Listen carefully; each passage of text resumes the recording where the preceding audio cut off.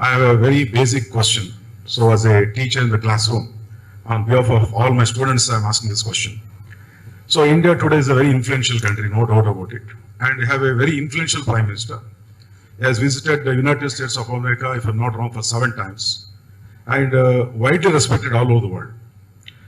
In such a background, what are the reasons, which are blocking us from getting the permanent membership of the Security Council? Thank you. A double-barreled question here first. Given the background of what you just said, wonderful 8 years. So would you say that our place now in a multipolar world has arrived? We are there? Look, honestly, I am sure that today an overwhelming part of the world wants us in the Security Council. And this is not me feeling good about myself. We have elections, okay? I mean, every month we have election for something or the other. If you look at India's record of winning elections, it's a very consistent record, okay? We may lose an odd one here and there, but we win, and we win quite handsomely.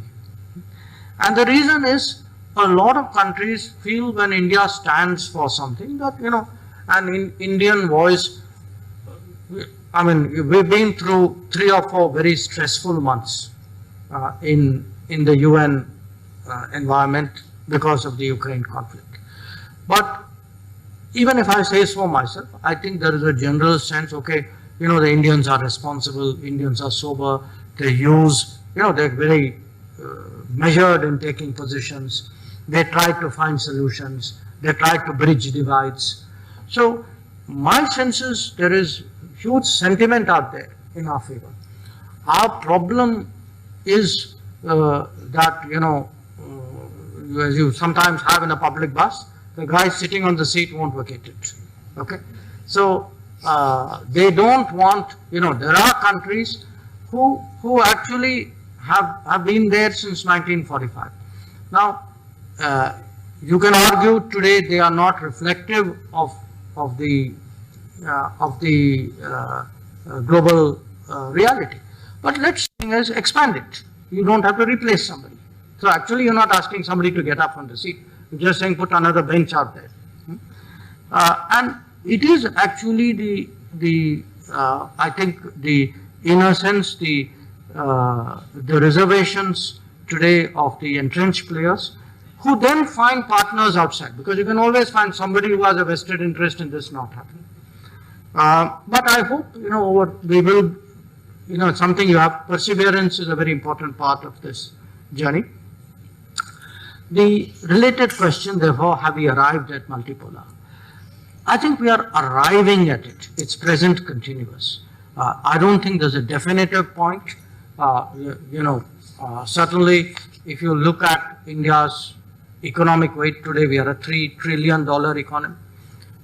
If you look in the kind of global rankings by different yardsticks, yes, we are up. But remember, we're still $2,000 per capita society. Okay, I mean, our growth is still ahead of us. I mean, we have kind of now reached a certain stage. And again, a lot of what I was telling you, what the government is doing, is there is like an immediate problem, but we are also doing a long-term vision. We are preparing, one of the things the Prime Minister keeps telling us, this is 75 years of independence. So it's Azadi Ka Amrit Mahotsav. But he said the Amrit Kal, the 25 years is ahead of you. So keep thinking, what are you going to be doing for the next 25 years? Where do you want to see the country 25 years from now? And I think a lot of our multipolarity journey, which will be reflective of that I think is still ahead of us. But it will only happen if we constantly expand our space. That as you go up, you can't go up with narrow shoulders. You have to sort of broaden that space. There will be counter pressures. The journey upwards is never an easy journey. It's not only gravity which pulls you down. There are a lot of other forces also which pull you down. So I think you have to, in a sense, both find a way of rising and find a way of growing your space. And in our own neighborhood, look, it's not just now, but definitely our neighborhood looks at us much more now. You can see today the very severe crisis Sri Lanka is going through. And we saw it during COVID as well, that a large part of our neighborhood basically said, look, we'll get some trickle from the rest of the world, but, we're really looking to you. In a way, our own policy, our policy of neighborhood first is really to do that interconnectivity with the neighborhood so that we get economy of scale.